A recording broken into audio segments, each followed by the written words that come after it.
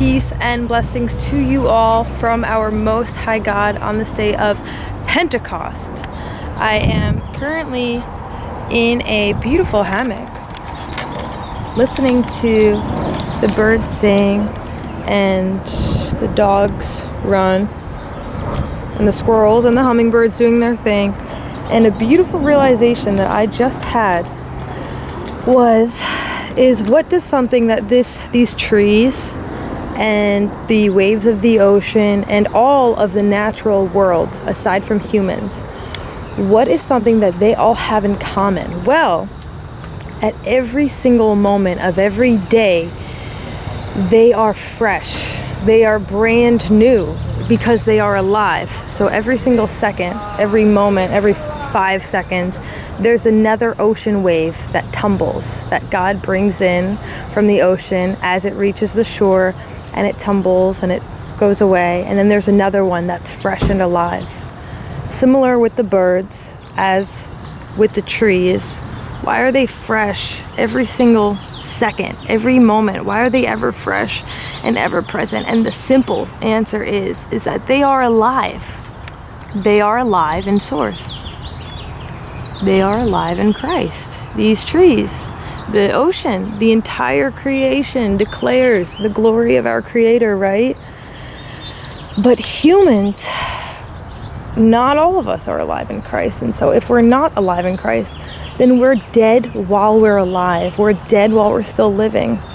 And all of a sudden, the moment is no longer ever fresh. It's not alive when it is not in connection, in direct connection to its source and its creator. Now the rest of nature, including the ocean, the trees, they are naturally in tune with the creator at all times. They have no choice but to always yield. Why? Because it's their natural instinct. It's the way that they're designed. Squirrels and dogs, like this one right here, they follow their gut, their intuition, their instinct. And where is their gut? Where is that from? That's from the design of their designer. That's innately in them naturally. So we have this in them too, this innate natural thing in us to be connected with Source. But we also have something called sin. And sin is the thing that leads to the number one thing, which all of us hate, which is old age and ultimately death. That is what created death, was sin. And sin is also the only thing that separates us and that gives us a choice to live outside of appreciation and reverence for our Creator.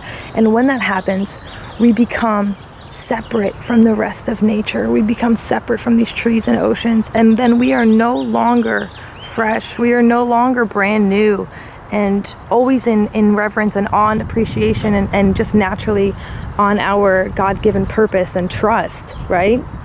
Because we're living then from a whole different Babylonian state of mind that's separate from nature. It's separate from the real world that God had imprinted in us, that God had wanted us to live. So you see, the way of life, the way of living with God, it's listen to the birds. That is how simple living with God is. It's as simple as hearing the birds and trusting and knowing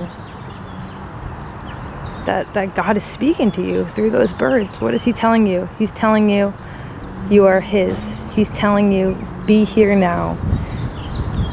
He's telling you so many different messages at any given time if we only decide to let our consciousness, let our mind and thoughts yield to the thoughts of our Creator. I really hope that this message, this very simple message, I hope that it strikes you, and I hope that it leaves a wave or an imprint in your mind, a ripple, if you will, and just makes you question about and think about like the way you're living your life and the way you're thinking. What is it driven by? Where are you going towards? Is it towards God? Is it for God? Is it for your spirit? Is it for the purposes of the Most High and for the best good? Or is it for lesser, lower, worldly things? So ask yourself, who are you living for? And where are you coming from? So thank you for It's weird. Thank you for listening, and I hope that you have a lovely day.